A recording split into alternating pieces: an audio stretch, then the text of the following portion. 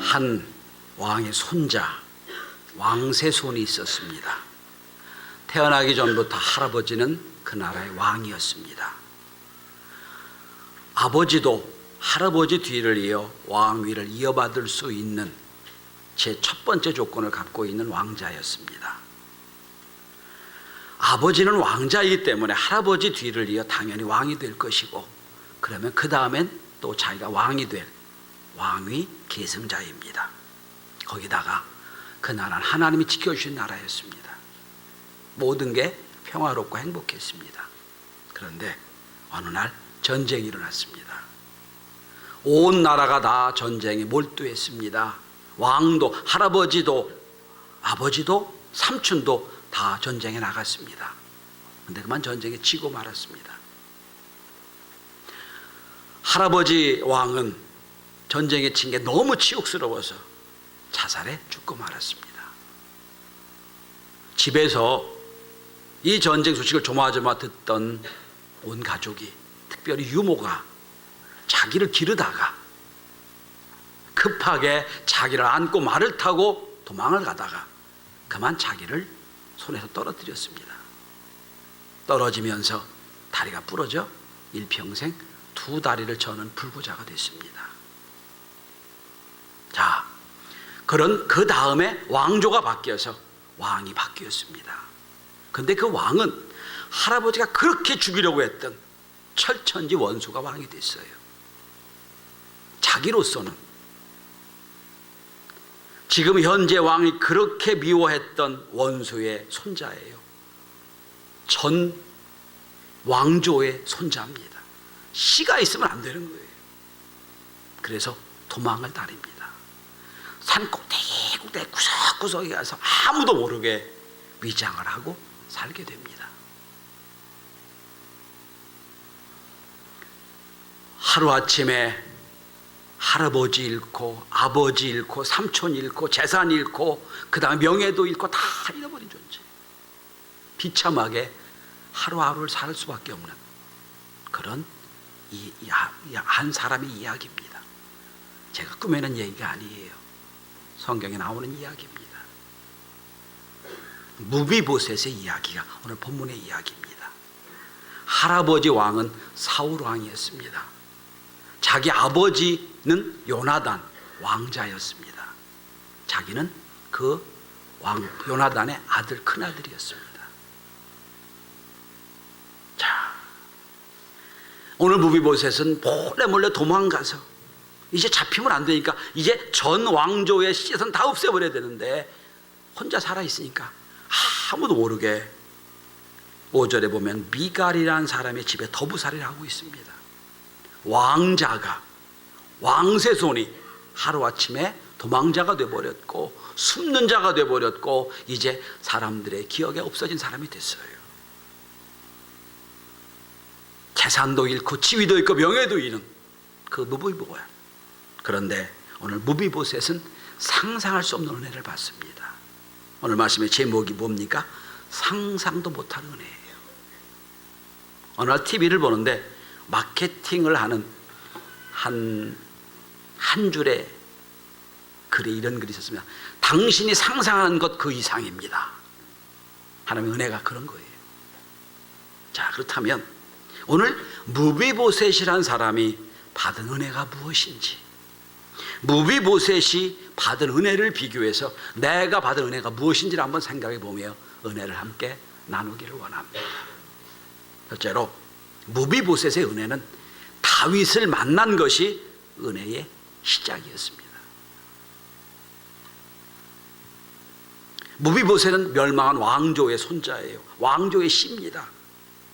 그 할아버지 왕은, 사울 왕은 그렇게 다윗을 죽이려고 쫓아다녔던, 다윗의 입장에 볼 때는 자기 원수의 손자예요. 그런데 다윗이 왕이 돼서 어느 정도 세월이 흘렀습니다. 왕권이 어느 정도 이제 안정이 됐어요. 어느 날 가만히 생각해 봅니다. 나는 왕이 될 자격이 없는 사람인데, 나는 왕족도 아닌데, 그저 목동에 불과했는데 하나님이 나를 픽업해서 왕으로 삼으셨어요. 은혜를 깨닫게 됩니다. 내가 받은 은혜를 생각하며, 이제 내가 받은 은혜를 기억하며 이 은혜가 남에게 전달되는 그런 생각을 하고 있어요. 그래서 자기 받은 은혜를 생각해서 사울 왕의 후손을 찾기 시작합니다. 다 죽고 없습니다. 자꾸 찾다 보니까 딱 한 사람 남았는데 그게 무비보셋이에요. 구석에 살고 있습니다.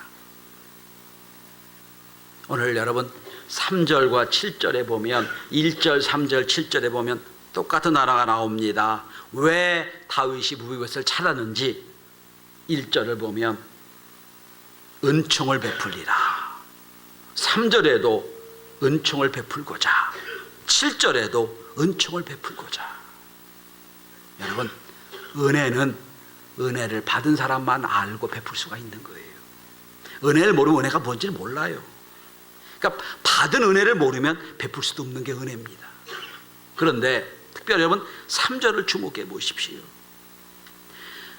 다윗이 무비보셋을 찾아주려고 하는 은혜는 인간적인 은혜가 아니에요. 뭐라고 되어 있습니까? 하나님의 은혜라고 되어 있어요. 하나님의 은총이라고 되어 있어요. 내가 그 사람에게 하나님의 은총을 베풀고자 하니 라고 되어 있어요. 하나님의 은총이에요. 여러분, 하나님의 은총이란 단어는 헤세드란 단어입니다. 히브리 단어입니다. 이거는 여러분, 왜 사랑이 러브도 있고 뭐 여러 사랑이 있잖아요. 근데 사랑 중에 인간이 할 수 없는 사랑이 있죠. 아가페 사랑이죠. 사랑 중에 아가페 사랑과 같이 은총, 은혜 중에 하나님의 은총이 있는데 그걸 헤세드란 단어예요. 구약에 한 250회가 나옵니다. 이건 인간이 할 수 없는 은총이라는 거예요. 자, 다윗이 자기를 보니까 하나님의 은혜가 너무 커요.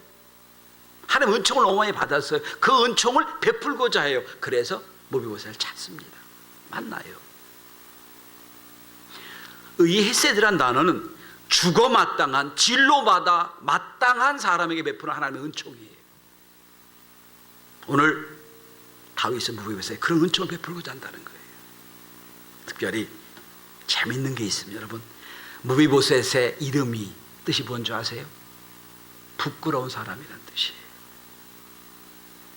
죽어야 되는데 죽지 못해 부끄러워요. 멸망당한 왕조의 손자잖아요. 부끄러워요. 거기다가 여러분 어디 산다고 그랬어요? 5절에 보면 로드발 암미엘의 아들, 로드발은 지명 이름입니다. 로드발, 로란 얘기는 영어로 노란 뜻이에요. 없다란 뜻이에요. 드발, 이건 초목이란 뜻이에요. 초지, 그러니까 풀이 없는 곳, 로드발이란 뜻이에요. 여러분 보세요. 부끄러운 사람이 풀이 없는 곳에 살아요. 황폐한 곳에 살아요. 여러분, 이스라엘은 목축하는 나라예요. 양과 소를 키우는 나라거든요. 그런데 목초지가 없는 나라, 목초지가 없는 땅, 이건 죽은 땅이에요. 얼마나 어렵게 사는지 알 수 있겠지요. 부끄러워서 아무도 모르게 황폐한 땅에 살고 있는 이 무비보셋을 다윗이 찾아냅니다. 죽이려고 찾아내는 게 아니에요. 하나님의 은총을 베풀자 찾아낸다는 거예요. 성도 여러분, 오늘 우리의 모습을 한번 보십시오. 하나님의 사랑받을 만한 어떤 조건도 없습니다. 어떤 조건도 없어요. 여러분과 제가 지금 오늘 예배 드리는 것은 우리가 무슨 남보다 선하게 살고 남보다 똑똑하고 남보다 의로워서 우리를 부르신 게 아니라 전적인 하나님의 은혜입니다. 은총이에요. 하나님의 헤세드입니다. 이걸 에베소 2장 8절에 다윗은 이런 고백을 합니다. 너희가 그 은혜로 인하여 믿음으로 말미암아 구원을 얻었나니 이는 너희가 난 것이 아니요 하나님의 선물이라. 우리가 구원받은 건 우리의 의가 아니라 뭐라고요? 하나님의 선물이에요. 오늘 여러분, 무비보셋은 다윗의 은혜 받을 만한 어떤 조건도 없어요. 오로지 다윗의 은총을 베풀어 준 거예요.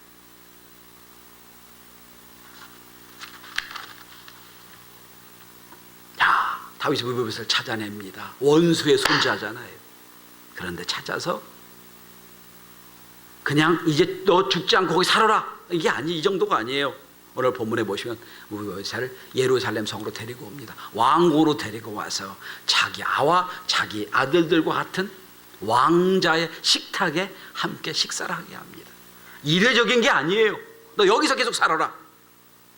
이제 앞으로 그 신분이 왕자와 같은 신분이 됐어요. 11절에 보면 이렇게 나옵니다. 왕자 중 하나처럼 라고 되어 있죠. 여러분, 우리는 진노의 자식이었어요. 하나님과 관계없는 자식이었습니다. 근데 우리 하나님이 우리를 하나님의 왕족의 하나로, 하나님의 거룩한 식탁에 오늘 우리가 온 거예요. 오늘 예배는 식탁에 교제하는 거예요. 하나님과 함께. 죄의 종 중에 하나가 아니라 하나님의 왕자 중 하나로, 왕비의 하나로, 공주의 하나로 우리를 부르셔 이 자리에 오게 하신 거예요. 오늘 르비보셋이 다윗을 만나 새로운 존재가 된 것처럼 저와 여러분이 예수를 만나 새로운 인생이 됨을 믿으시길 바랍니다. 예수를 만나 우리 신분이 바뀌었어요. 부끄러운 존재가 아니라 하나님의 왕자의 신분이 됐어요. 도망다니는 존재가 아니라 하나님의 왕자의 위치를 찾는 데 있어요. 신분이 명예를 회복됩니다. 뿐만 아니에요. 여러분, 본문 읽어보시면 아버지나 할아버지가 잃었던 땅을 다 다시 찾아줘요. 종도 찾아줍니다. 이제 넌 편하게 살아라. 하나님이 이렇게 은혜를 주시는 거예요. 여러분, 우리가 받은 은혜는 오직 하나님이 전적으로 우리를 택하시고 전적으로 하나님의 은총을 베풀어 주신 헤세드의 은혜임을 다시 한번 깨닫고 믿으시길 바랍니다. 자, 그러면 두 번째로 이 무비보셋은 어떤 조건으로 이렇게 엄청난 은혜를 받게 됩니까? 여러분, 오늘 1절을 주목해 보시기 바랍니다. 다윗이 무비보셋을 찾아서 무비보셋에게 하나님의 헤세드의 은혜를 베푼 까닭과 이유가 나옵니다. 1절 보십시오. 다윗이 가로되 사울의 집에 오히려 남은 사람이 있느냐? 내가 요나단으로 인하여 그 사람에게 은총을 베풀리라. 누구 때문에? 요나단 때문에. 요나단 때문에. 요나단은 누구죠? 무비보셋 아버지잖아요. 여러분, 7절도 보세요. 똑같이 나옵니다. 다윗이 뭐라고 되어 있습니까? 자, 내가 그 사람에게 하나님의 은총을 베풀고 하노니 라고 되어 있어요. 자, 7절도 똑같이 나옵니다. 7절도 똑같이 나오죠. 이렇게 되어 있습니다. 내 아버지 요나단으로 말미암아 내게 은총을 베풀리라. 여러분, 무비보셋은 모르는 일이에요. 근데 무비보셋 알기도 전에 지금 현재 왕 다윗과 자기 아버지 요나단 간에 약속이 있었어요. 무슨 약속입니까? 사울 왕은 자기 사위인데도 불구하고 다윗을 그렇게 죽이려고 들었어요. 왜? 인기가 다 다윗에게 갔으니까. 죽이려고 쫓아다닙니다. 그리고 죽을 기회가 많이 있었어요. 근데 그때마다 아버지 요나단이 다윗에게 자기 아버지가 다윗을 죽이려는 계략을 다 전해줍니다. 우리 아버지가 너 죽이려고 이렇게 계획을 세웠으니 넌 피해 도망가라. 여러 번 그렇게 정보를 다 줬어요. 왜? 자기가 왕 될 조건이 있는 사람이지만 자기 아버지 사울이 하나님에 반한 사람이거든요. 하나님의 뜻을 이루지 못한 사람이기 때문에 다윗을 살려주는 거예요. 다윗이 사울 왕을 피해서 별데를 다 도망다닙니다. 굴에 살기도 하고 쫓겨다니기도 하고 그 다음에 다른 나라에 가서 용병으로 살기도 하고 여러 고생을 했습니다. 근데 그때마다 요나단은 음으로 양으로 다윗을 도와줬어요. 사무엘상 20장을 보면 어느 날 요나단이 그날도 아버지가 다윗을 죽이려는 계획을 다 전해줍니다. 도망가라고 전해줍니다. 전해주면서 이렇게 한마디 합니다. 다윗아, 분명히 하나님은 너를 왕 세울 거야. 우리 집은 멸망할 거야. 그런데 혹시 네가 왕이 되면 우리 자녀들을 잘 부탁한다. 그래서 요나단과 다윗과 언약을 맺어요. 약속을 이루어지는 거예요. 그게 사무엘상 20장 16절에 나와요. 이렇게 나옵니다. 이에 요나단이 다윗의 집과 언약하기를이라고 나와요. 요나단과 다윗이 언약을 한 거예요. 약속을 한 거예요. 그러니까 다윗이 왕이 된 뒤에 생각이 나는 거예요. 아, 내가 저 아버지 요나단과 약속을 했는데. 그리고 요나단의 아들 무비보셋을 데려다가 키우게 되고 그걸 회복시켜 주는 거예요. 성도 여러분, 우리의 구원이 어떤 근거로 되어진 겁니까?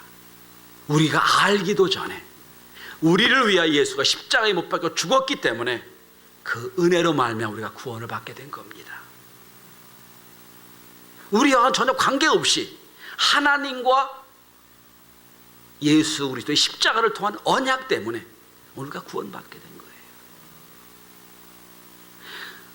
요나단과 다윗의 언약 때문에 무비보셋이 살아있고 회복된 것처럼 하나님의 십자가의 언약 때문에 저와 여러분이 구원을 받게 된 겁니다.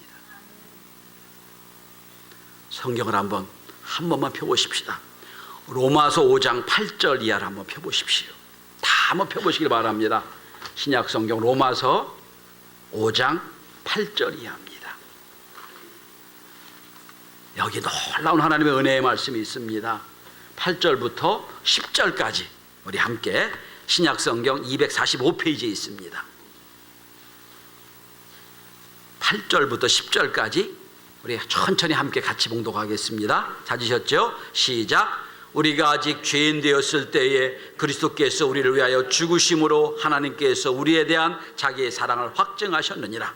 그러면 이제 우리가 그의 피로 말미암아 의롭다 하심을 받았으니 더욱 그로 말미암아 진노하심에서 구원을 받을 것이니 곧 우리가 원수 되었을 때에 그의 아들의 죽으심을 말미암아 하나님과 화목하게 되었은즉 화목하게 된 자로서는 더욱 그의 살아나심을 말미암아 구원을 받을 것이니라. 여러분, 9절에 8절에 우리가 아직 어땠을 때에? 죄인 되었을 때에. 10절에도 보세요. 곧 우리가 원수 되었을 때에.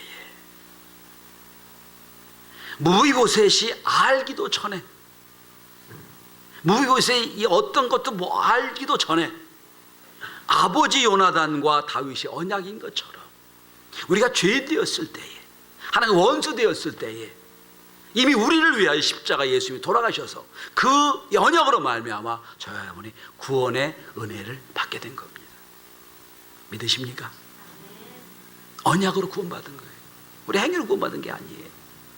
구원의 놀라운 축복권을 받았다는 겁니다. 여러분, 상상할 수 없는 은혜가 뭐냐? 우리가 구원받은 은혜예요. 오늘 여기 이 자리에 나와서 앉아 예배드리는 이 은혜, 이게 더 놀라운 은혜입니다. 자, 그렇다면 오늘 무비보셋은 다윗을 만나 은혜가 시작이 됐고, 또 이 은혜는 언약으로 인한 은혜였고, 그렇다면 이제 은혜 받은 자가 이제 무비보셋이 됐습니다. 그러면 이제 이 무비보셋은 어떻게 살아야 하나님의 은총을 받은 자로 살겠습니까? 오늘 말씀의 결론이 어떻게 살아야 될 겁니까? 어떻게 살아야 하는 은혜를 받은 자로 살아갈 수 있겠습니까? 하는 겁니다. 여러분, 무비보셋은 상상도 못한 은혜를 받았어요. 도망자고 전 왕조의 손자고, 이 도대체 그 왕이 그렇게 원수로 미워했던 사람이 왕이 됐는데 있을 수 없는 일이 벌어진 거예요. 안 죽인 것도 감사한데 그 정도가 아니라 데려다가 왕궁에서 함께 식사의 자리를 차려요. 예루살렘의 왕궁에서 함께 살게 합니다. 명예도 회복시켜주고 재산도 회복시키고 다 회복시켜줍니다. 놀라운 은혜를 받았어요. 매일 눈치를 보고 누가 날 죽이러 오지 않을까 걱정했던 무비보셋이 두 다리를 쫙 펴고 왕자 하나처럼 삽니다. 얼마나 감사한 일이에요.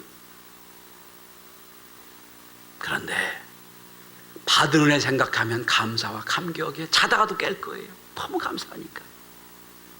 그런데 한편으로는 무비보셋 입장에서는 어찌할 수 없는 불평과 원망이 있을 수밖에 없을 거예요. 어찌할 수 없이. 무슨 원망과 불평입니까? 다윗 왕이 자기 베풀은 은혜를 생각하면 감격과 눈물이 넘칩니다. 그런데 고개를 구부려 장애가 된 두 다리를 볼 때마다 하나님 왜 이러셨지요? 또 원망과 불평이 생겨요. 왕과 왕자 식탁에서 함께 교제를 나눌 때 기쁨으로 은혜가 충만했어요.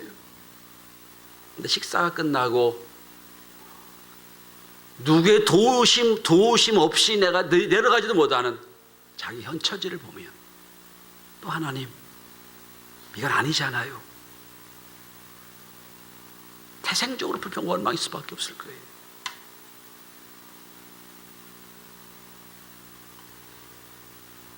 성도 여러분, 우리의 신앙의 실존이 이같지 않습니까? 교회에서 열심히 기도하고 응답받고 하나님이 깨닫고 되고 은혜가 있으면 너무 나라가 감사해요. 그런데 교회 밖에서 삶의 현장에 들어가 보면 풀리지 않은 문제, 답답한 일상, 기도해도 금방 이루어지지 않는 걸 보면 하나님 이건 아니잖아요. 하나님 왜 이런 문제가 나에게 계속 있습니까? 또 불평과 원망할 수밖에 없을 거예요.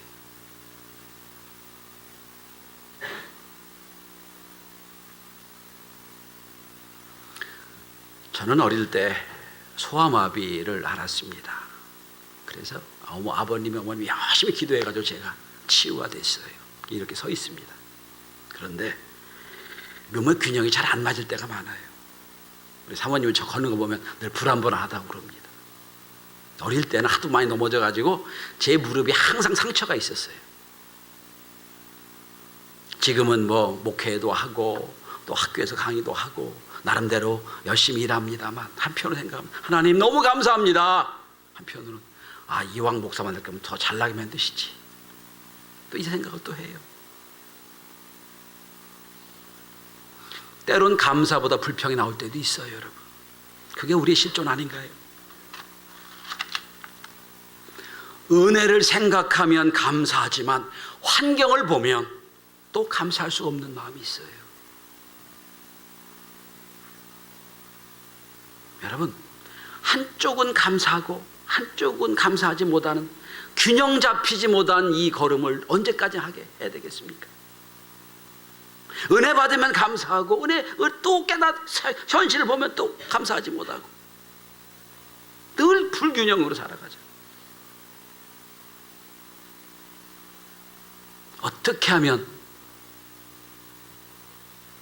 환경을 넘어서는 감사로 살아갈 수 있겠습니까? 저는 그 비결을 하나 말씀드리고 싶어요. 비결은 하나님의 주권을 완전히 인정하시길 바랍니다. 하나님의 주권을, 내 인생의 주인이 나이가 아니라 하나님이십니다. 이렇게 만드시고 하나님이시니까 하나님이 역사하실 겁니다. 하나님 만드십니다. 하나님이 주장하십니다. 이 주권이 나에게 있어야 돼요. 하나님, 내가 내 인생을 아무리 멋지게 계획하고 멋지게 준비해 있어도 하나님 당신의 손에 잡힌 내 인생, 내가 계획하고 내가 주장하는 인생보다 더 복된 인생이 됨을 믿습니다. 하나님의 주권을 인정하는 거예요. 성도 여러분, 은혜 안에 어떤 이는 평생 건강에 사는 사람이 있고요, 어떤 이는 은혜 안에 살지만 날마다 질병으로 고생하는 사람도 있어요. 어떤 이는 은혜 안에 살면서 목회를 잘하고 크게 부흥하는 목사도 있고, 어떤 이는 은혜 안에 살지만 평생 개척교회하고 고생하는 분도 있어요. 어떤 분은 은혜 안에 살면서 사업이 잘 돼 성공하는 사람이 있습니다. 어떤 이는 은혜 안에 살지만 날마다 사업이 망하는 사람도 있어요. 하나님의 주권이 하나님께 있는 거예요. 내가 할 수 있는 게 아니에요. 무이보스의 입장을 한번 보십시다. 지금 왕자의 위치에서 함께 됐어요. 너무 감사와 감격해. 그런데 자기는 5살부터 지금 불구의 몸이에요. 누가 결정했습니까? 하나님이 하신 거예요.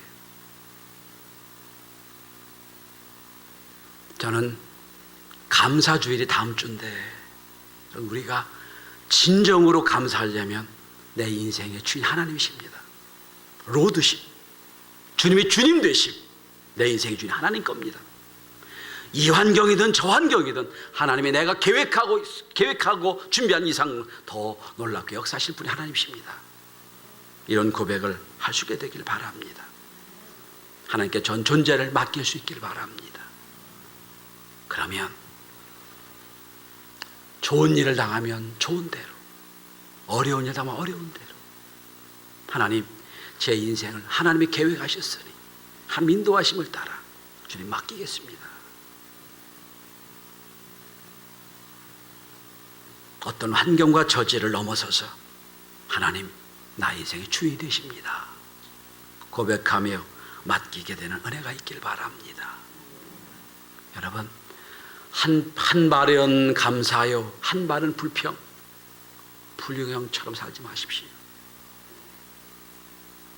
은혜 안에 있으면 잘 되거나 못 되거나 흥하거나 어렵거나 병이 들거나 안 들거나 모든 게 하나님의 은혜입니다. 전 여러분의 인생의 시작이 은혜로 시작했다면 우리 인생의 마지막도 은혜로 끝이는, 은혜로 마무리하는 복된 삶이 되시기를 주의 이름으로 축원합니다. 기도합니다.